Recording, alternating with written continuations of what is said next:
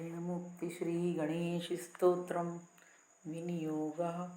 ओम अस्य श्री ऋणविमोचन महागणपति स्तोत्र मंत्रस्य शुक्राचार्य ऋषि ऋणविमोचन महागणपतिर्देवता अनुष्टुप छंदः ऋणविमोचन महागणपति प्रीत्यर्थे जपे विनियोगः।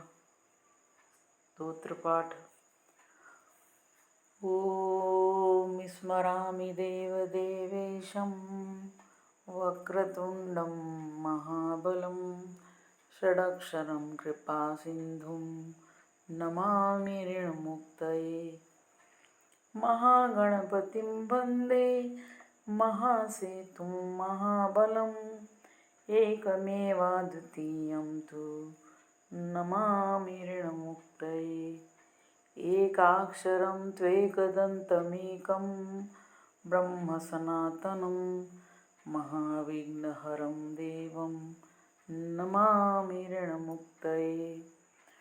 शुक्लाम्बरं शुक्लवर्णं शुक्लगन्धानुलेपनं सर्वशुक्लमयं देवं नमामि ऋणमुक्तये। रक्ताम्बरं रक्तवर्णं रक्तगन्धानुलेपनं रक्तपुष्पैः पूज्यमानं नमामि ऋणमुक्तये।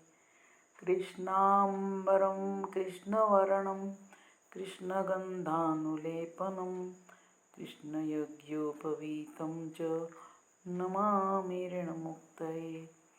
पीताम्बरं पीतवर्णं पीतगन्धानुलेपनं पीतपुष्पैः पूज्यमानं नमामि ऋणमुक्तये। सर्वात्मकं सर्ववर्णं सर्वगन्धानुलेपनं सर्वपुष्पैः पूज्यमानं नमामि ऋणमुक्तये। एतदऋणहरं स्तोत्रं त्रिसन्ध्यं यः पठेन्नरः षण्मासाभ्यन्तरे तस्य ऋणच्छेदो न संशयः।